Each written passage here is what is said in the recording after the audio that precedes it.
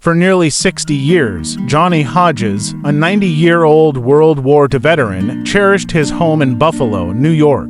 It wasn't just a house, it was a place filled with countless memories. This was where Johnny raised his 2 children with his beloved wife, Flora, and later watched his grandchildren grow up. But life took a heartbreaking turn. Flora was diagnosed with Alzheimer's disease, and after a long battle, she sadly passed away. Johnny was devastated by the loss of his wife, but his struggles were far from over. During Flora's illness, Johnny spent every moment taking care of her. The medical bills began to pile up, and soon Johnny found himself buried under $73,000 in debt.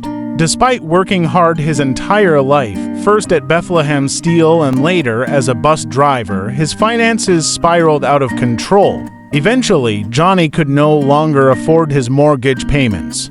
Then came the day he feared most. In July, police officers arrived at Johnny's door with an eviction notice from the bank. Determined not to leave his home, Johnny held out for 2 long hours, but in the end, he was carried out of his house on a stretcher. His belongings were packed up and sent to storage, leaving Johnny heartbroken and homeless. The emotional scene was caught on camera and quickly made headlines across local news stations. That's when Greg Elwood, a man Johnny had never met, saw his story on TV. Something inside Greg told him he couldn't just sit back and do nothing. Determined to help, Greg launched a GoFund campaign, setting a goal of $50,000 to buy back Johnny's home. The campaign's slogan was simple yet powerful.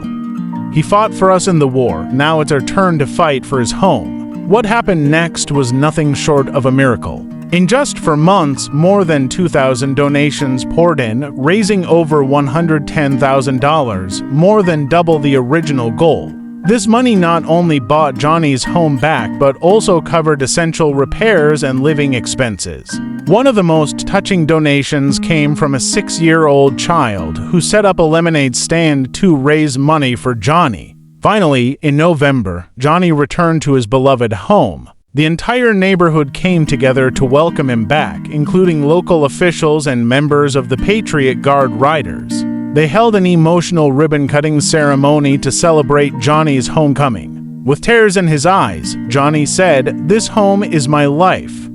And now I get to spend Christmas here again, surrounded by my family." Greg was a stranger, but now he's one of my closest friends. This story is a powerful reminder that sometimes strangers become angels, and one person's compassion can inspire thousands to change.